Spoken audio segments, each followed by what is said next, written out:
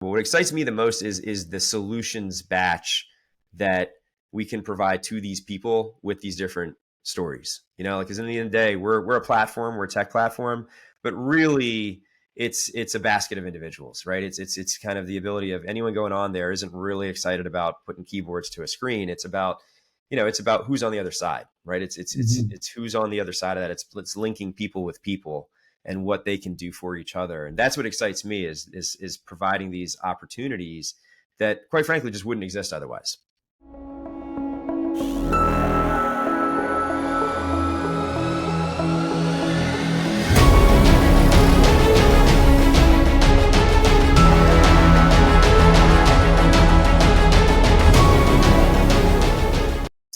All right, this is going to be a fun one. No strangers in this room. I'm here with Jason Hennessey and Braden Pollock, who are not random guests. We are business partners / co-founders, owners of EsquireX, and we are happy to chat about it and our other aspects of our lives and share that for the listeners. What's going on, guys? Good to see you. This is the second time today because we meet on a regular basis just to talk about the project and the company, but it's good to be here in front of the public. Absolutely. So I'm not going to go through the kind of long rundown intros and bios. I figure we're all kind of on the same wavelength here. But I would like to have the listeners hear a little more about you guys before we get into the project. Jason, Braden, in no particular order. I guess I could just go with Jason first. We are, like we said, partners, co-founders, and business partners in this project. But we've both kind of got a lot of different multiple business hats that we wear. Jason, can you just kind of start with sharing some of yours? Yeah. So a lot of history on this call. I got into SEO in 2001. I got into legal marketing in 2008 by proxy of Mr. Braden Pollock on this call, who had me speak at his conference. He has been in the industry for a lot longer than I have, and I was grateful for that. And ever since then, I've been kind of working with lawyers. So again, circa 2008. So thank you, my friend Braden. Jason has to pay me 10% of all his earnings because worse than the mafia. And so, but today I have a digital marketing agency. It's called Hennessey Digital. We primarily work with personal injury lawyers, criminal defense lawyers, some family lawyers all over the country. I wrote a couple books about SEO, and I'm a entrepreneur and an investor, and very excited about this project, which we're going to talk a lot about because I feel that we are satisfying a big need in the market for the solution that we are providing with EsquireX. Yeah, and as CEO and founder of Hennessey Digital, I mean, you've been working with lawyers in a really, detailed niche capacity for how many years now, Jason? Started in legal 2008. So quite some time. Yeah. Yeah. No, you've developed a hell of a brand and a very well-earned reputation. And, I know from attending conferences together and just, your reputation in the legal community is just, top notch. So it's outstanding to see how Hennessey Digital performs and just see just how your clients clearly, are just raving about you guys. So thank you. Constantly kicking ass there. Braden, you're the kind of glue between the three of us here. I mean, we were talking about EsquireX together before, and then really we were, both kind of articulating the mutual need for someone more on the tech related front. And then that's where you told me about how you've had a past with Jason and kind of, as friends and working on projects together. So, thanks for putting all of us together right from the outset. I mean, it feels like that was a long time ago. It's probably about 5 years ago when we had, 4 years ago, I'm going to say, when we had that conversation. Yeah. Just kind of those seedling stages. But tell us, I know Jason knows, but tell the listeners a little about you and kind of your background and where you fit into the legal market and kind of, you as a whole. So it's been just over 20 years as of this recording. In January of 2004, I started Legal Brand Marketing, which was, at the time, it was specifically DUI-related lead generation services. Now it's all different practice areas, as well as some non-legal areas as well. So we've been doing that over 20 years. And we must know what we're doing by now, because otherwise we wouldn't still be around. Mm-hmm. There's a lot of folks that question lead generation service providers, because a lot of them can be not quite so trustworthy. But being that we're still around this many years later, we must be doing something right. And I met Jason. I was hosting a conference. I used to put on conferences way back when for attorneys, and Jason came out to talk about SEO, and that's how we met. And we started doing some work together. He started a new agency specifically focused on lawyers, and so we don't compete. There's certainly some overlap, but I focus on lead generation and he focuses on SEO. So very complementary, and we refer clients back and forth and have for many years, and have worked together on a number of projects. And so that's how. And then you and I met through your business. That's right. And long time ago. We're going way back now, probably a good decade or so. Yeah. And so this is how we all came together. And I will say that, what I think both of your businesses have in common as far as SEO and lead gen is, Braden, like you just touched on, there's a lot of pretenders and wannabes in those spaces. And I think the credibility and performance, that building up that track record of trust is so critical that you're not gonna survive long without that.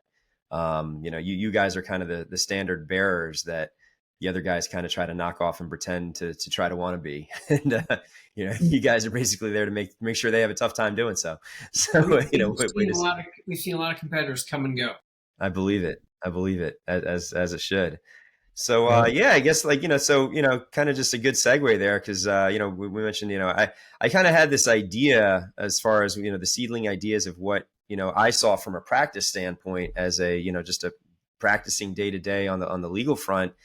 And, obviously I've had sort of, projects and ventures on the entrepreneurial side, in the legal space going, way back, but, still functioning as a lawyer.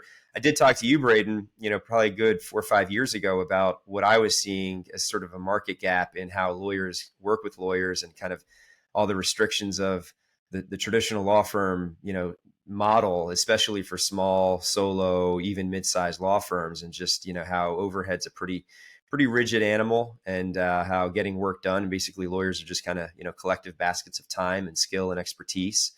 And, we kind of, shared some, I kind of shared the idea, and, I really, respected what you were doing as a legal meets business, in the legal meets business capacity. So it made sense that, we talked about it.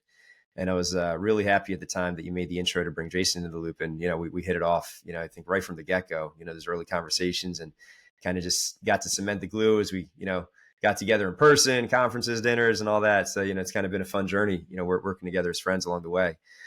But let's kind of share that origin story. That's probably a good place to start here is kind of share the origin story of sort of where we all saw the market deficiencies and kind of our angles on why and where we saw this as a viable solution that the market not just sort of would utilize, but why it sort of was necessary. Really kind of stems from all the pain points. I'll kind of just start it off, I guess, from the practicing side, and then Braden, you're kind of more of the firm management side. But I noticed even, going back to my even my early, what I'll just call rookie days as a practicing attorney, as a litigator, when you're in a niched firm, you don't have the resources that a 200, 500 member law firm would have, where there's just, there's a department for you name it and somebody to call down the hall and just allocate accordingly. So I saw a constant need for bringing in subject matter experts on cases on various touch points and practice areas that I didn't necessarily handle or no one in my firm did, but otherwise it made sense to still handle the case if we could just plug that hole and kind of just bring in, almost like lawyers bring in, expert witnesses as subject matter experts, bringing in other lawyers, whether it's there's a component that's got something related with tax law or, securities law or, even aviation law, something arcane and niche that really has a necessary plug in the case. But what are you going to do? Kick it out to, to a completely different firm that may not handle, 80% of what the firm requires or what a case might require. So I was constantly engaging other lawyers to pull them in always full disclosure to clients along the way. And, it was kind of just a win-win model where they were happy to be pulled in and plugged in to cases and have a, kind of key critical role. And that would just make me be able to field like a dream team to a client that was, bringing a pretty unique case in the door. I kind of share, Braden, I told you a couple kind of high-low stories on the slice of bringing in, even like a past president of a bar association in the area I was practicing where, a client wanted to, run a case up the ladder, go up to the Supreme Court. It was very, very advantageous to bring someone in there that's handled that, 20 times and, or more, and bring them in really a la carte freelance style, despite having decades of history in that domain. Now we kind of dub them as gurus in that space, with our vernacular and EsquireX. But even going down the ladder to law students, where it just made sense to pull people in, not on necessarily a long-term permanent basis, but just these pulse hits. So I don't know if you've sort of seen that from the management side of legal space. What I've seen more so, it less subject matter experts, which is certainly common, but more so just bandwidth. Mm-hmm. You've taken on a lot of cases. Time bandwidth. They fit within your wheelhouse, and you're not going to turn down cases that are good for your firm that they can handle. But sometimes you have more than you can handle, and you just need some help. But that caseload is going to dwindle back down to your standard caseload level. But for that week or that month or that trial or whatever it is, you just need some more help. Mm-hmm. And the advantage of going to a freelancer is that you don't have to interview and find a full-time person, because that takes time. Get them trained up, that takes time. But just kind of farm out the work that someone else can do for you. And that prevents you from having to hire a full-time person, that when the caseload drops down to the ordinary level, you don't have extra employees and extra payroll. So right. It's a way to scale up and then scale back down very quickly and very easily. Yeah, it costs money to hire. It costs money to the overhead of obviously, the long-term maintenance of that overhead. And then God forbid you made the wrong calibration, firing is expensive, very expensive. Right. Mm-hmm. Yeah. And I look at it the same way that I would look at my own business too, right? Like when I was just a 3-person agency, you can't really, know exactly how fast you're going to start to grow, right? And you sometimes can't hire quick enough, right? Mm-hmm. But you still have to satisfy the needs and the demands of the clients. And, and so I would leverage other freelance marketplaces myself, right, to kind of throttle the different services that I offered, right? And I've established some great relationships along the way and stuff like that. And so when you guys approached me for this, it made all the sense in the world. And and I think we're all of the same opinion that like there's so many of these different business opportunities that come across our desk all the time, right? Sure, and we find ourselves saying, no, not right now, right? But when this one came across my desk, I'm like, oh my God, like there's such a need for this, because I work every single day with attorneys, right? And I'm on calls with them. And I like to say that as a good SEO person, like I create problems for the firm, right? And some of those problems are intake problems, right? And when you create intake problems, well, guess what? Now you need to have more attorneys. You got to have more support staff. You have to have this, right? And so like I see firsthand, like some of my clients like stressed out because they're just growing too fast. And they just can't keep it. So it made all the sense in the world that this was like, why didn't we think about this? And the way in which we're doing this is different to what's even out there. We're not charging a percentage of the fee that that you pay, like, what I mean? So like, it's a different model. It didn't even exist. Absolutely. And the way Hennessey Digital in and of itself, you have a pretty healthy roster of employees, right? I don't know if you feel like sharing, what you're up to now, but I know you have, every time we've plugged in Hennessey Digital assets on this project, I'm always impressed with both the quality and the enthusiasm and kind of that, the morale. So you're running a hell of a company there.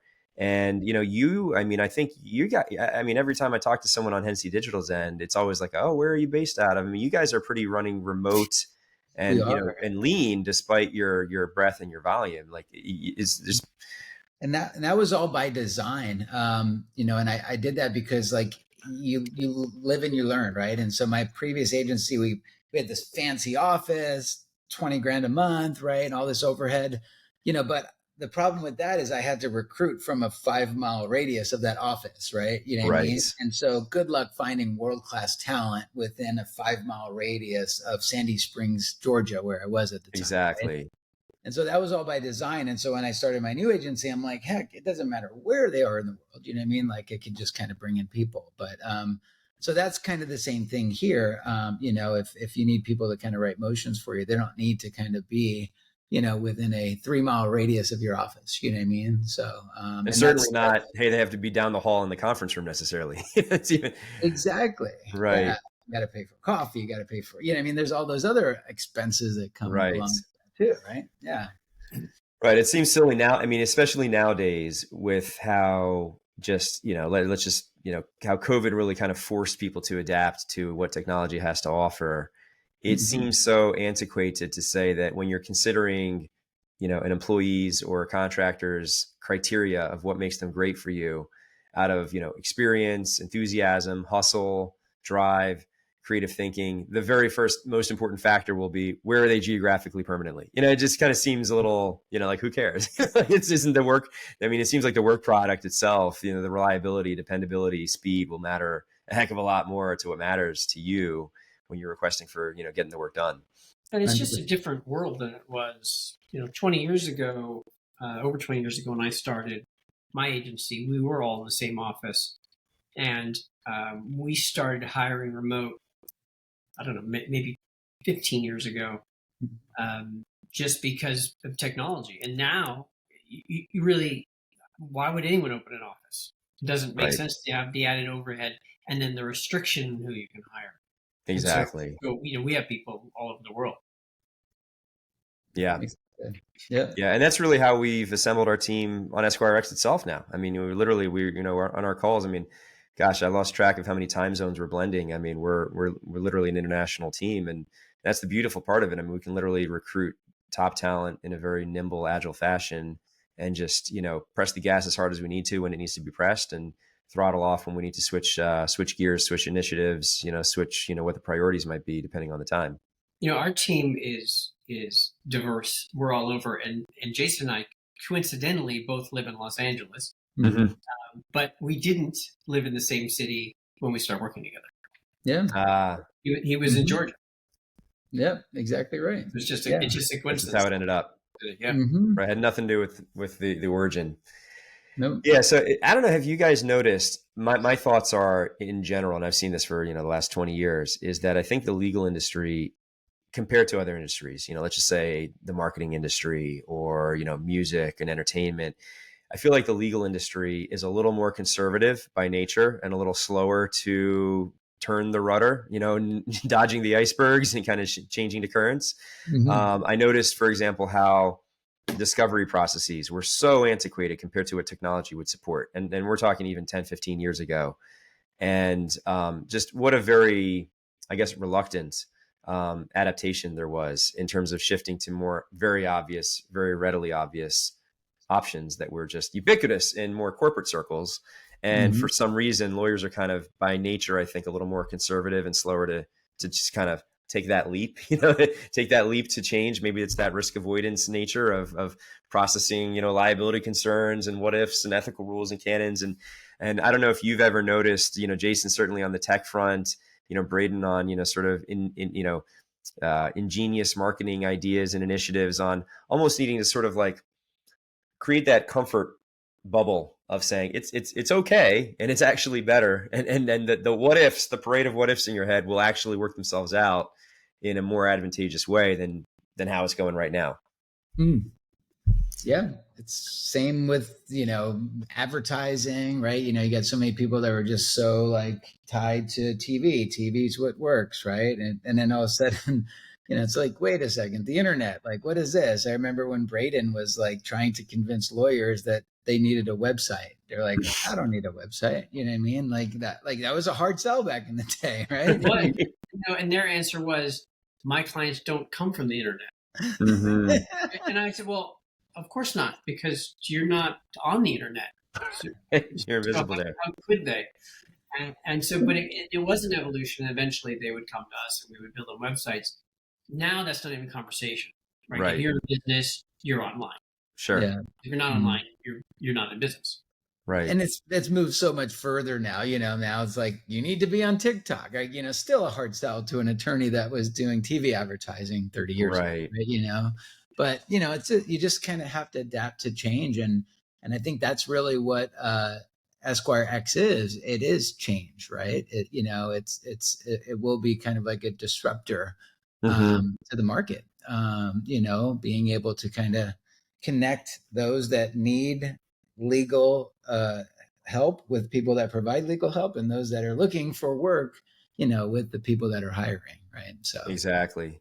Right. And not in the way that we've got to throw the baby out with the bathwater. I mean, I definitely find value in a trusted, vetted, well-oiled machine dream team, in-house. Of course. But one of the tough parts about getting there is, first of all, like Braden said, is calibrating that. How many people does that mean? And is that a fixed number? What happens with the ebbs and flows? What happens with the spikes, the peaks and valleys along the way? What do you do? And this probably feeds in also to the work-life aspect of being a lawyer, which, as we all have seen, that's one of the common complaints of being a lawyer in the first place, is the work-life balance might not be optimal. Mm-hmm. And, I think one of the reasons for that is, you just burn the gears harder on the overhead that you have, however many, whether it's a 2-person firm, a 5-person firm, a 20-person firm, a 50-person firm, almost doesn't matter. It's just burn those gears harder. And, when you have those spikes, it's just, all right, lump it on people's desks and just expect it to get done. And, that's like hitting the red line in your car, and you can do that once in a while, but regularly you're going to burn that motor out. Well, I've seen attorneys just pass on cases because they don't have the time. And that drives me crazy, right? Yeah. They built this business, but the machine, can't take on more. The other thing is, I've gotten, Jason mentioned this earlier, I've gotten many calls over the years from attorneys that say, you need to turn down the campaigns because I'm getting leads, and so we can't handle the business. Wow. It's like, really? Like, we're doing the thing that you wanted us to do. Right. More business, and now you don't want it. Well, right. How about expansion?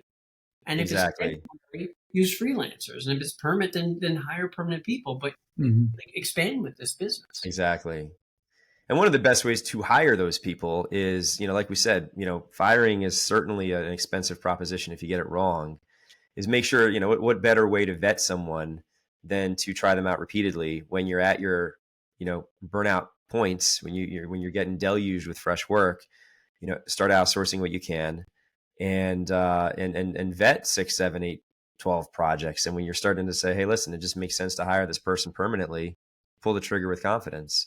And in the meantime, what better of a way to vet candidates? I mean, it's a heck of a lot more thorough than any interview process.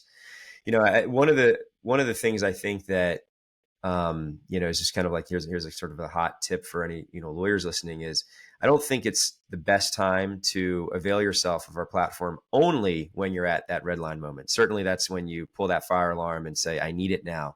But it's probably better to plan for that and say, listen, I'm going to have things in place and just kind of have this structure set up so that I'm ready to understand my calibration of caseload, what we can comfortably handle, and just build in those stop gaps as a planning principle, and just say, listen, I'm prepared that in that gap, in that delta between comfortable sustenance versus time for a new hire, what do you do with that? That's very predictable. That's gonna happen, assuming you have any measure of success.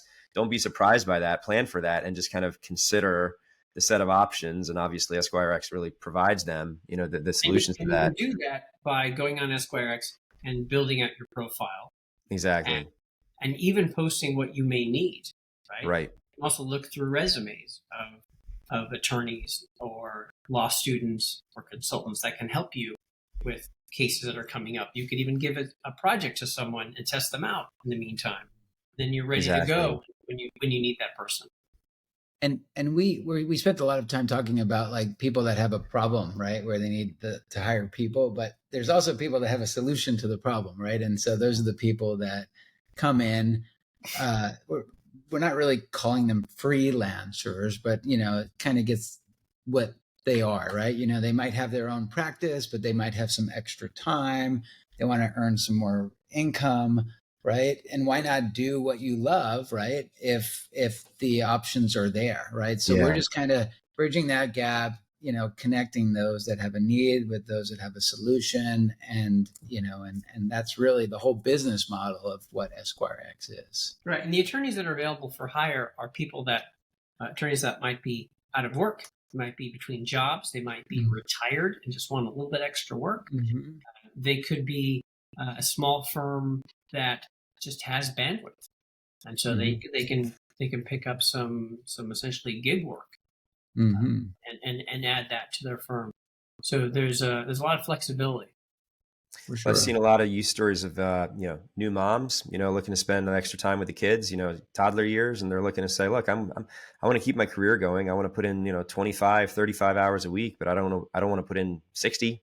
I don't even want to really put in 40, certainly not 80, and unfortunately, one of the things I've seen that's kind of a sad story is when people consider, what, I can't be a lawyer anymore, right? Because they consider it's either just burn the gears full blast at a law firm, hang your shingle and then do that plus all of the business duties, or just say, I can't do this and bow out and just kind of change sectors altogether and say, you know what, I'm just going to be a part-time real estate agent, or, pick up a part-time insurance agent hat. And, you're throwing all that investment in, the schooling, the training you've done, and just saying, look, if it's all or nothing, I guess it's nothing. And that's kind of a real sad ending to, a lot of people's legal careers that, they're there, they're happy, they're anxious to do the work just in a calibrated way that, works for their lifestyle. Well, not only can they work fewer hours if they choose to, but they could also work on just the types of things that they want to work on. They don't have to work on everything. Right? That's if right. They only want to research, if they only want to write motions, then that's what they can list. And those are the gigs they can pick up. Absolutely. Another, there's so many sort of storyboards of lawyers out there that are struggling with these pain points we're talking about. Another one that just hits me as we're discussing this is the lawyers that are in a set sort of role with a practice area. Let's just say insurance defense is a common one, where they might have, started out with that as their first job out of law school. 3 to 5 years of experience later, they get a uptick of a job in a different firm. Now they're a decade in, 12 years in. All they've ever done is that one practice area. They're not really loving it. They're not really, it isn't exactly what they're, I don't know, it isn't exactly how they necessarily, would hire a poet to describe their life. But, they don't really, where are you going to go at that point? You're kind of niched in, you're dialed in, you're kind of pigeonholed in a way. You can't exactly just pull a new practice area out of thin air and apply to a firm doing that and say, hey, I'd like to try that out, and why don't you gamble on me instead? But what better of a way than to, they're very happy to pick up some projects, show, kind of earn their stripes, build a little experience along the way. It's a much more comfortable risk for, from a law firm's perspective to dole out a project or two than to hire someone as a permanent associate.